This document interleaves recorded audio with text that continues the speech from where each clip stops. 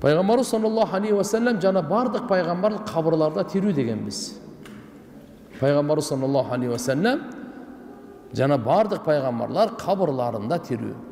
Бүткүл дүниеде қайерде ғана салават айтсаңыз, салаватыңыз пайғамбарымыз саллаллаху алейхи ва саллямға жетеді. Періште алып барады.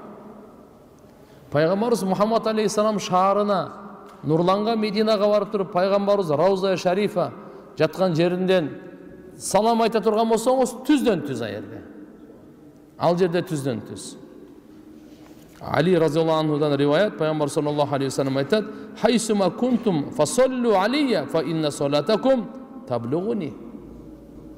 Раваху Табарани айтады пайғамбарымыз: "Қайерде ғана болбогула, сіздер маңа салават айтқыла, анткени салаватыңар маңа жеткирилет."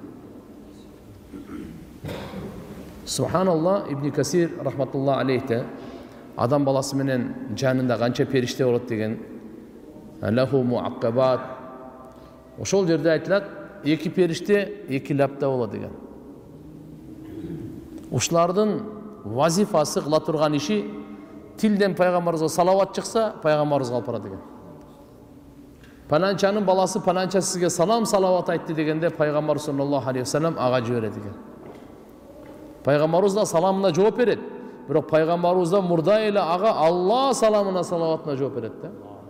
Ман салла алейя салатан вахида саллаллаху биха алейхи ашара. Алла пайгамбарыбыз айтат, ким мага бир салават айтса, Алла таала ага ошо бир салаваттын ордуна 10 салават айтат. Бир салават айтканга 10 салават дейт. Анас разиаллаху анхудан риваят бар, пайгамбар саллаллаху алейхи ва саллям айтат: "Ман салла алейя балагатни салату." Ким мага салават айтса, анын салаты, саламы мага жетет ал. "Ва саллайту алейхи." Жана мен ага дагы салават айтам дейт. Демек ага дуа кылам деген сөзү.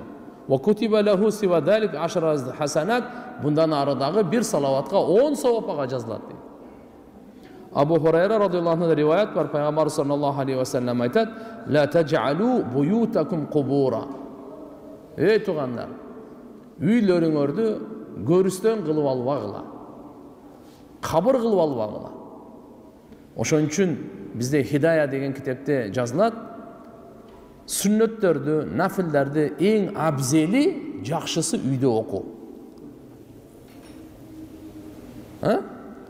Биздеги Хидая деген китеп Ханафи мазхабтагы бекем фиқ маселесиндеги китебибиз.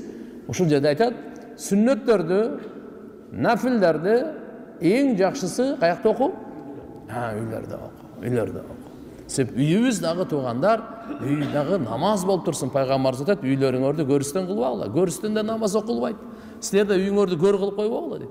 Ошон үчүн айтылат, кайсыл үйдө намаз окулбаса, ал көрүстөндөй. Кайсыл үйдө намаз окулбаса көрүстөндөй. Ошон үчүн үйлөрдө окуй. "Ва ла таджалу кабри айда." Менин кабырымды айт кылып албагыла дейт. Мынакей кээ бирлер болсо карап туруп, кээ бир ушундай аулия өтсө, пайгамбарлар өтсө барып ага сыйынып, ошол жерде барып, ушундайлар бүгүнкү күндө толтура дүйнөдөчү. Андай кылбагыла деди.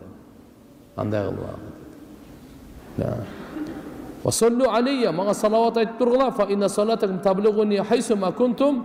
Кайерде гана болбогула, силердин салаватыңар Кыргызстанда болосуңар, мага жеткирилет дейт. Мага жетет ал. Салаватыңар жетип турат. Мага салават айтып турла деди. Табаранидин риваят. Абу Хурайра радиаллаху анху риваят бар дагы, пайгамбар саллаллаху алейхи ва саллям айтат: "Ма мин ахадин юсаллиму алейя илля раддаллаху илейя рухи хатта арудда алейх." Кайсы гана, ким гана болбосун, мага салам айта турган болсо, Алла Таала мага рухумду кайтарат, мен анын саламына жооп берем дейт да. Рухумду кайтарат, мен анын саламына жооп берем дейт. Пайгамбар саллаллаху алейхи ва саллям саламына сөзсүз жооп берет. Даримидин риваятында келет, эми Кур'андагы аятта Алла Таала айтып атканы: "Я юхалладина аману ла тарфау асватакум фаука саутин наби." Эй иман келтиргендер, силер пайгамбар Мухаммад алейхиссалам үнүнөн жогору үнүңөрдү көтөрбөгүлө. وَلَا تَجْهَرُوا لَهُ بِالْقَوْلِ كَجَهْرِ بَعْضِكُمْ لِبَعْضٍ أَنْ تَحْبَطَ أَعْمَالُكُمْ وَأَنْتُمْ لَا تَشْعُرُونَ. Силер Пайғамбар Мұхаммад алейхиссаламның алдында аға қату сөйлебегілі, бири-бириңерге қату сөйлегеніңердей. Не үшін? Амалыңар текке кетіп қалышы мүмкін. Текке кетіп қалады, сіздер білбеген авалыңарда. وَأَنْتُمْ لَا تَشْعُرُونَ. Сіздер білбеген авалыңарда депші. Ушыл деді, бұл еми Пайғамбар азан айтса қату айтады да. Бұл бұға кірбейді. Пайғамбар саллаллаху алейхи вассаламға азан айтқанда, қомат айтқанда бұл тыюға кірбейді. Ошондой эле, субханаллах, мынау азан менен қомат мәселесі дағы бір мәселедегі. Кейбір учурларда Пайғамбар саллаллаху алейхи вассалам өзі айтқан учурлар болған. Қиқыр депші. Ошол учурда бұл әдепсіздікке кірбейді.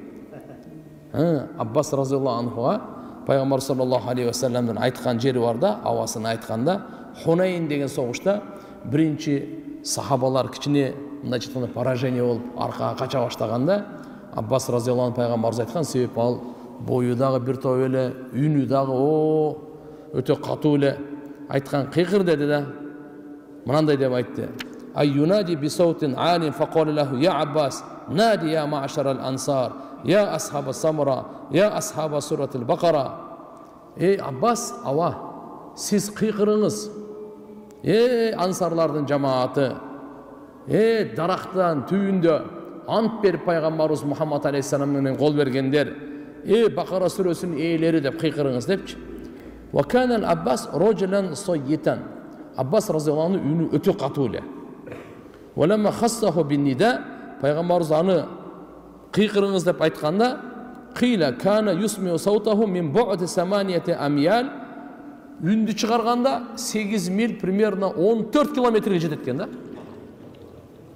Үні үші 14 километрге жететкен. Bir қиқырғанда 14 километр ішті. Айтшат риуаяттар 15 километрден арды бақта іштеген бір құлын ешке шығып өлі қиқырып чақырып қойдыкен да. Бері келді өлечі. Атқа менгенде бұты жерге тиейін дейді. Қаншалық чоң болған. Аббас разиаллаху анху. Анан кейін ошол жерде анан қиқырып атат. Келгіле депчі. Демек бұл бұға кірбейді деген сөз. Мақұл ба? Эми Пайғамбарымыз Мұхаммад алейхиссалам қабырында тирүү дегенибиз Саид ибн Мусайяб рахматуллах алейх ошол өтө катуу фитне болгондо Айямул Харра деп коет. Азан да айтылбай калган, комат да айтылбай калган, өтө оор күндөр болгондо бул киши Пайгамбарыбыздын мечитинде калган экен. Намаздын убактысын билбейт экен. Пешин убакыт болду, асыр убакыт болду, куптандын убактысы болду депчи. Ошол убакта мынандай деп айтат да, мен сиздерге айтып берейин. Мындай дейт Даримилерде: "Аннал адан вал иқама турика Айямул Харра ва анна Саид ибн Мусайяб лам ябрах муқиман фи масджид Набави шариф, факана ла я'риф вақт ас-сала илля би хаматил мин ал-қабр аш-шариф саллаллаху алейхи ва саллам." Намаздын убактысын билбейт, бирок Пайгамбар саллаллаху алейхи ва саллам кабырдын тарабынан үн чыгат экен да. Доош чыкканда ошол учурда мына эми намаздын убактысы деп окуйт экен. Ошон доош чыгып тургандачы. Ушундай эле ушул хадис, ушул аяттан үнүңөрдү көтөрбөгүлө Пайгамбарыбыздын үнүнөн жогору деген аалымдар далил карманышат. Пайгамбар саллаллаху алейхи ва салламдын хадисини айтылганда дагы үнүңөрдү көтөрбөгүлө дейт. Пайгамбарыбыз азыр биздин арабызда жок, бирок Пайгамбарыбыздын хадиси бар да. Пайгамбарыбыздын сөзү бар да. Ошо Пайгамбарыбыздын сөзү айтылганда үнүңөрдү көтөрбөгүлө. Инда кыраати хадиси, Пайгамбарыбыздын хадиси кыраат кылган учурда. Кала ал-Кади Абу Бакр ибн al-Arabi. Qazi Abu Bakr ibn Arabi rahmatullahi alayhi aytgan ekan: "Hurmatun nabiy ba'da wafatihi ka hurmatihi qablaha wa kalamuhu al-mawsur anhu sallallahu alayhi wa sallam ba'da wafatihi fi ruf'a misl kalamihi al-masmu' min lafzihi sallallahu alayhi wa sallam." Пайгамбарыбыз саллаллаху алейхи ва салламдын урматы дүнүйөдөн өткөндөн кийин дагы өткөнгө чейин кандай болсо, кудду ошондой урматында. Пайгамбарыбыздын сөзү айтылгандан кийин дүнүйө ошо айтылган сөздөрү, хадистери Дүниеден өткөндөн кийин дагы ошол эле даражада кандай пайгамбарыбыздын тирүү кезинде уккандай эле. Файда курия каламуху ваджаба алейхи кулли хадирин алла ярфа саутаху алейх. Пайгамбарыбыздын сөз айтылганда ар бир ошол жерде отурган адамга мойнуна милдет болуп калат үнүн көтөрбөгөнгө. Үнүн көтөрбөш керек экен пайгамбарыбыздын сөзүнүн алдындачы. Тескерисинче яжибул икбал алейх вал исга илей. Ага жүздөнүп, кулак салып, эмне деп атат пайгамбарыбыз деп туруш керек экен. Демек пайгамбарыбыздын хадиси окулган мажлистерде, мейли медреседе болобу, мейли мечитте болобу, мейли же болбосо дагы башка жерлерде болобу, ошол адепти пайгамбарыбыздын хадиси окулуп атабы? Өтө бул улуу мажлис болгондуктан адеп дагы важип болот, сый дагы важип болот, таазим дагы важип болот. Ошол мажлисти бекер сөздөн, күлкү тамашадан сактаганга аракет кылыш керек дейт. Кудум ушундай эле пайгамбарыбыз саллаллаху алейхи ва салламдын өмүр баяны окулуп атса, пайгамбарыбыздын тарыхынан окулуп атса, хадистеринен айтылып атса, көңүл буруп угуу важип дейт. Имам Кусталани рахматуллаху алейхи айткан экен, пайгамбарыбыз саллаллаху алейхи ва салламдын үнүнөн бийик үндү көтөрүү амалды текке кеткенге себеп дебедиби? Амалдардын соопторунун бардыгы жок болуп кеткенге себеп болуп калат. Пайгамбарыбыздын үнүнөн жогору үнүңдү көтөрө турган болсоң, эми айтат сенин оюң кандай? Эгерде пайгамбарыбыздын сүннөтүнө жана алып келген динине ойлоруңу, пикирлериңди жогору кое турган болсоң кандай болуп калат дейт. Пайгамбарыбыздын үнүнөн жөн эле үн жогору, үн катуу, жогору үн катуу ушунча болуп аткандан кийин, эми пайгамбарыбыздын оюнан башка дагы өзүң ой кошуп пикир кылган канчалык чоң нерсе деген экен. Себеп дегенде мындай да. Кур'ан-ы Каримде ата-эненин акысы боюнча мындай дейт да: "Вала тaqul уф" дейт. Ата-энеңерге уф деп айтпагыла дейт.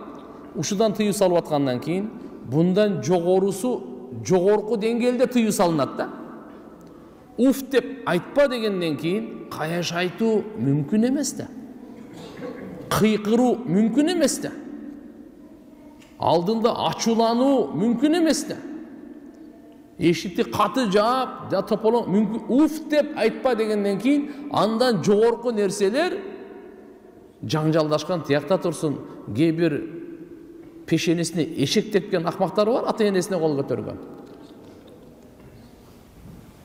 Ата-энесине кол көтөргөндө мурдан жерге эле кирип алып, өзүнө кабыр казып эле ошого жатып алган жакшы болчу ошага. Кандай көтөрөт колда энесине, апасына кантип кол көтөрөт? Кайсы иманы жок кол көтөрөт? Бул жерде айтып атканым, ата-энеге Алла Таала Кур'анда айтып атат, бунучу, эй, ата-энеге уф деп айтпагыла дейт. Айтпагыла уф депчи. Алганда үшкүрүп, кайра айта бересиз дегендей, кайра ушундай кыла бересиз деген, кээде ушундай болгон. Уф деп айтканга тыюу салып аткандан кийин аларды сөгүү, тилдөө, орой, копол тиүү, жана башка нерселердин бардыгы арамдыгы жогорку деңгээлде. Уф арам болуп аткандан кийин, жакшы угуш керек. Уф арам болуп аткандан кийин андан жогоркулары андан күчтүү арам деген сөз да. Пайгамбар саллаллаху алейхи ва салламга үнүнөн жогору үн катуу арам болуп аткандан кийин пайгамбарыбыздын сөзүнөн башка сөздү, башка ой пикирди жогору коюу ал канчалык арам. Ошон үчүн пайгамбарыбыз саллаллаху алейхи ва саллам бир маселе боюнча бир сөз айткан болсо, кулак төшөп угуп, кабыл кылып, моюн сунуп, амал кылыш керек болот. Себеп дегенде андан өткөн акылдуу эч ким жок. Эң акылдуу инсан, эң билимдүү инсан, эң данышман, эң боорукер инсан, эң көрөгөч инсан Мухаммад Расулуллах саллаллаху алейхи ва саллам.